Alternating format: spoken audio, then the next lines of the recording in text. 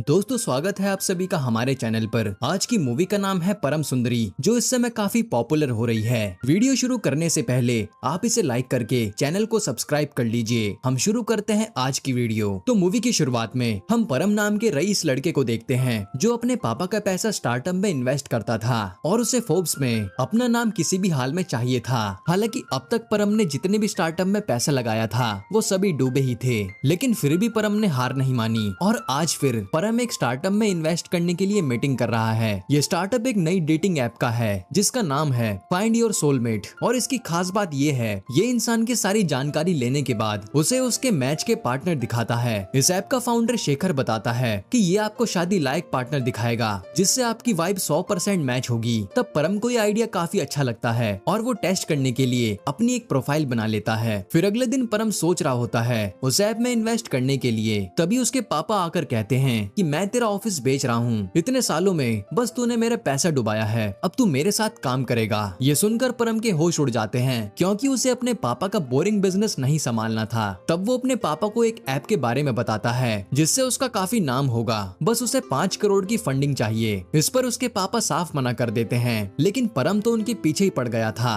और इस ऐप की खासियत बताता है कि इसमें आपको आपका सोलमेट मिल सकता है। तब परम के पापा कहते हैं कि अगर ऐसा है तो तू मुझे 1 महीने में अपना सोलमेट ढूंढ कर दिखा, अगले ही महीने मैं तुझे फंडिंग दे दूंगा, लेकिन अगर तू अपने लिए सोलमेट नहीं ढूंढ पाया तो मैं तेरा ऑफिस बेच दूंगा। इस पर परम भी डील कर लेता है। इसके बाद परम शेखर के पास आता है और उसकी प्रोफाइल के अकॉर्डिंग एक लड़की ढूंढने को कहता है ताकि वो अपने पापा को प्रूफ दे सके कि ये ऐप कितना अच्छा है। तभी काफी ढूंढने पर शेखर को एक लड़की मिलती है जो परम की वाइब के हिसाब से एकदम परफेक्ट थी, लेकिन वो तो यहाँ से काफी दूर केरला में रहती है। ये देखकर परम का दोस्त जग्गी कहता है कि कोई और लड़की देख ले, लेकिन शेखर कहता है कि संसार में केवल एक ही सोलमेट हर किसी के लिए होता है और परम के लिए ये सही है। तब परम भी मान जाता है और वो जाकर उस लड़की से मिलेगा जिसका नाम था सुंदरी और उसे अपनी सोलमेट बनाकर अपने पापा से फंडिंग भी लेगा। जिसके बाद परम और जग्गी सीधा केरला पहुंच जाते हैं और जैसे तैसे सुंदरी का घर ढूंढकर उस तक आते हैं। यहाँ सुंदरी एक गेस्ट हाउस की ओनर थी जो कि परम ने पहले ही बुक कर लिया था। फिर सामान शिफ्ट करते समय सुंदरी से काफी बातें करने की कोशिश करता है, लेकिन सुंदरी को उतनी अच्छी हिंदी नहीं आती थी, पर परम जैसे तैसे मैनेज कर रहा था। वहीं परम से सुंदरी की बहन अमू भी मिलती है। फिर परम जग्गी से कहता है कि यार मैं यहाँ आ तो गया हूँ, पर सुंदरी के शौक क्या होंगे,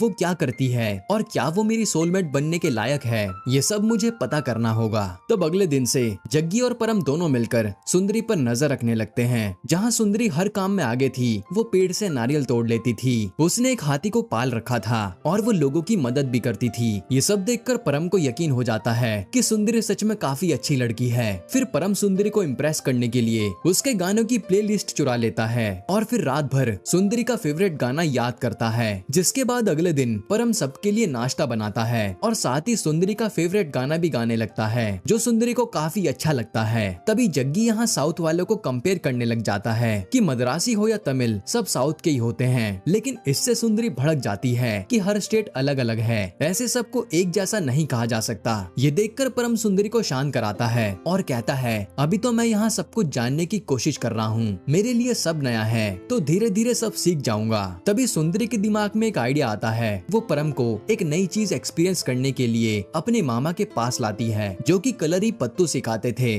तब सुंदरी परम को उकसाती है कि आए हो तो कुछ एडवेंचर करो। वही सुंदरी अपने मामा भार्गव से कहती है कि इसे मजा चखाना है, जिस पर मामा भी मान जाता है। फिर वो परम को अपने एक योद्धा से लड़ने के लिए कहता है। तब परम भी जोश जोश में हाँ कह देता है, लेकिन लड़ाई शुरू होते ही ये आदमी परम पर भारी पड़ रहा था, जिससे परम को काफी शर्म आने लगती है। तभी वो उस आदमी की आंखों में मिट्टी डालकर उसे बेहोश कर देता है और जीत जाता है। ये देखकर सुंदरी हैरान थी। हालांकि इसी बीच परम के हाथ में चोट लग गई थी। तभी सुंदरी परम को एक नदी किनारे लाकर जड़ी बूटी उसके घाव पर लगाने लगती है। इसी दौरान सुंदरी ने अपनी अंगूठी निकालकर वहाँ रख दी थी। यहाँ परम सुंदरी से फ्लर्ट करने लगता है तो सुंदरी भी थोड़ा परम को भाव देती है। फिर हम अगले दिन का सीन देखते हैं जहाँ सुंदरी अपनी अंगूठी ढूंढ रही थी पर वो उसे कहीं नहीं मिलती। तभी परम को याद आता है कि वो तो उसने नदी के किनारे जड़ी बूटी पीसते वक्त वहीं रख दी थी। इसीलिए परम जल्दी से नदी के पास आकर वो अंगूठी ढूंढने लगता है और जैसे ही उसे अंगूठी मिलती है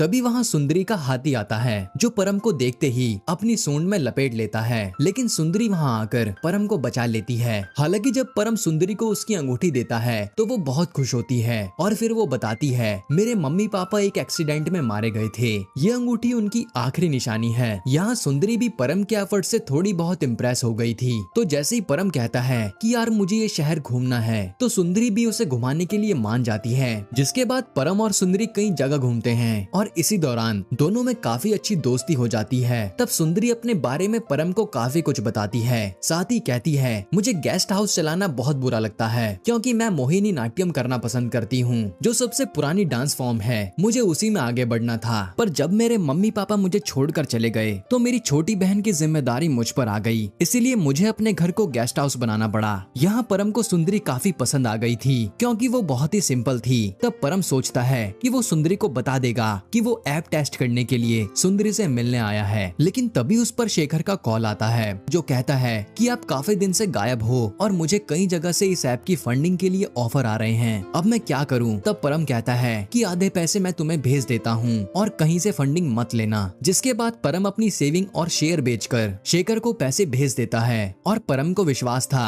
कि यह ऐप उसकी जिंदगी बदल देगा। फिर अगले दिन जब परम घूम रहा होता है तो देखता है कि जग्गी तो एक लड़की के साथ है। तब परम उससे पूछता है कि ये कौन है, तो जग्गी कहता है कि मुझे इस लड़की से प्यार हो गया है। ये सुनकर परम जग्गी से बताता है कि यार मुझे भी सुंदरी पसंद आ गई है, लगता है वो ऐप एकदम परफेक्ट पार्टनर बताता है, मैं जल्दी ही उसे प्रपोज कर दूंगा। अब अगले दिन ओणम का फेस्टिवल आ जाता है जिसमें सुंदरी के साथ परम भी मंदिर में पूजा के लिए जाता है। यहाँ परम ने सोचा था कि वो मंदिर में सुंदरी को प्रपोज कर देगा, लेकिन थोड़ी ही देर में वहाँ सुंदरी के मामा भार्गव आ जाते हैं जिनके साथ उनका बेटा वेणु भी आया हुआ था। यहाँ सुंदरी वेणु से मिलकर बहुत खुश होती है जिससे परम जलने लगता है। तभी भार्गव मंदिर में सबके सामने अनाउंस कर देता है कि ओणम खत्म होने के बाद मैं सुंदरी की शादी वेणु से करवा दूंगा। ये सुनकर परम के होश उड़ जाते हैं। फिर परम सुंदरी की बहन से पूछता है कि ये वेणु कहाँ से आ गया, जिस पर अमू बताती है कि वेणु और सुंदरी दीदी बचपन से साथ हैं और वेणु हर काम में आगे है, इसीलिए वो पढ़ाई करने के लिए बाहर गया था। ये बचपन से ही तय था कि दीदी की शादी वेणु से ही होगी। ये सुनकर परम सोचता है कि अब क्या करूं। तभी वो सुंदरी के पास जाकर उसे उकसाने लगता है कि क्या तुम सच में उस वेणु से शादी करना चाहती हो, क्या तुम उसके साथ खुश रहोगी? जिस पर सुंदरी कहती है मेरे मामा और यहाँ आसपास के सारे लोग यही चाहते हैं कि मेरी शादी वेणु से हो,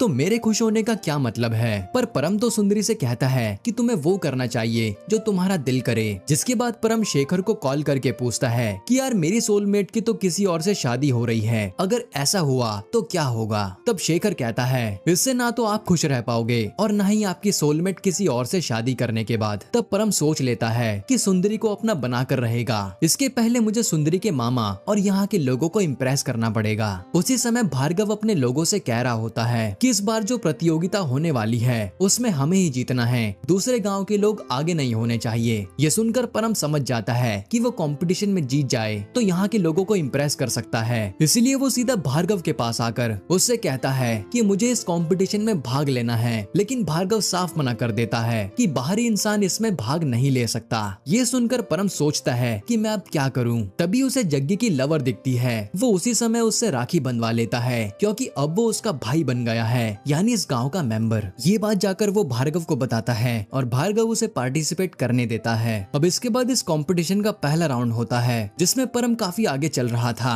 और वेणु भी उसके साथ था। लेकिन तभी परम सुंदरी को देखने लगता है और वेणु को साथ लेकर वो गिर जाता है, जिसके चलते ये पहला राउंड हार जाते हैं। ये देखकर भार्गव बहुत गुस्सा करता है कि हमें शुरुआत में ही जीतना था क्योंकि इससे हमारे गांव की शान बढ़ती है और तुमने पहले ही राउंड में हमारी नाक कटा दी। इसीलिए वो परम से कहते हैं कि अब तुम पार्टिसिपेट नहीं करोगे, खाली वेणु ही इस गांव की तरफ से खेलेगा। इसके बाद जब परम शांति से बैठा होता है तो सुंदरी उसके पास आकर कहती है कि तुम काफी अच्छा खेल रहे थे, पर कोई बात नहीं, हार जीत तो लगी रहती है। एक तरह से सुंदरी को भी परम के साथ बात करने में मजा आ रहा था। जिसके बाद अगले दिन उस कंपटीशन का अगला राउंड होता है तो वेणु काफी आगे चल रहा था, वहीं परम सुंदरी के साथ टाइम बिताता है। इसी दौरान एक पल के लिए दोनों करीब आते हैं, लेकिन तभी वहाँ वेणु आ जाता है और बात आगे नहीं बढ़ती। इसके बाद परम पर उसके पापा का कॉल आता है। वो कहते हैं कि 30 दिन खत्म होने में केवल 3 दिन बाकी हैं, तेरी सोलमेट मिली या नहीं? जिस पर परम कहता है कि मिल गई है और मैंने तो शेखर को अपने सेविंग से आधी फंडिंग दे भी दी है। जो सुनकर उसके पापा उसे खूब डांटते हैं, लेकिन परम उनकी नहीं सुनता।